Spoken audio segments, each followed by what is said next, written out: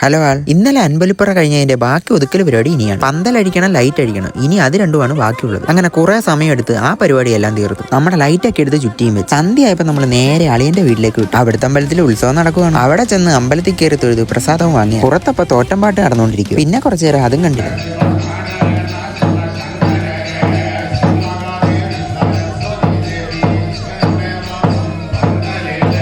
കാശിയപ്പതാ ഈ പറക്കുന്ന കൊമ്പരവും പിടിച്ച് മുന്നിൽ ഇരിപ്പുണ്ടായി. തോറ്റംപാട്ട് കഴിഞ്ഞ് പൂജ തുടങ്ങി. അത് കഴിഞ്ഞപ്പോൾ അടുത്ത ചടങ്ങ്. ഇനി തിരുവാതിരയുണ്ട്. അത് കാണാൻ വേണ്ടി ഇനി സ്റ്റേജിന് മുന്നിലേക്ക്. അപ്പൊ കാശി ഉണ്ണിക്കണ്ണനുണ്ട് പമ്പരം പറത്തി കളിക്കുക. ദാ ഞങ്ങളുടെ നൊസ്റ്റ ഐറ്റം. അപ്പോഴേക്കും മഴ തുടങ്ങി. പിന്നെ എല്ലാവരും കൂടെ സദ്യപ്പന്തലിൽ പോയിരുന്നു. ഒടുക്കത്തെ മഴ. കുറച്ചു നേരം നോക്കിയിരുന്നിട്ട് മഴയ്ക്കൊരു കുറവ്. മഴ കുറയുന്നില്ലെന്ന് കണ്ട് തിരുവാതിര അമ്പലത്തിന് മുന്നിലേക്ക് പോയി. നമ്മൾ അങ്ങോട്ട് പോകുമ്പോൾ ദാ കണ്ട റോഡ് ഫുള്ള് വെള്ളപ്പൊക്കമായി. അങ്ങനെ അമ്പലത്തിന് മുന്നിൽ നിന്ന് തിരുവാതിര ഉണ്ട്.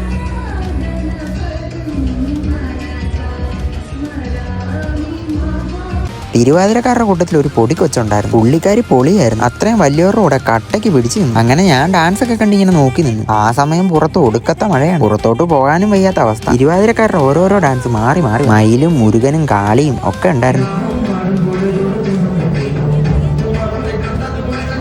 കൊച്ചിന്റെ ഡാൻസ് ഉണ്ട്. പുള്ളിക്കാരിക്ക് നോട്ടുമാല ഇട്ടു. മഴ കാരണം വീട്ടിലും പോകാൻ പറ്റുന്നില്ല. അതുകൊണ്ട് ഡാൻസ് കണ്ട് ഇങ്ങനെ അങ്ങ് നിന്നു.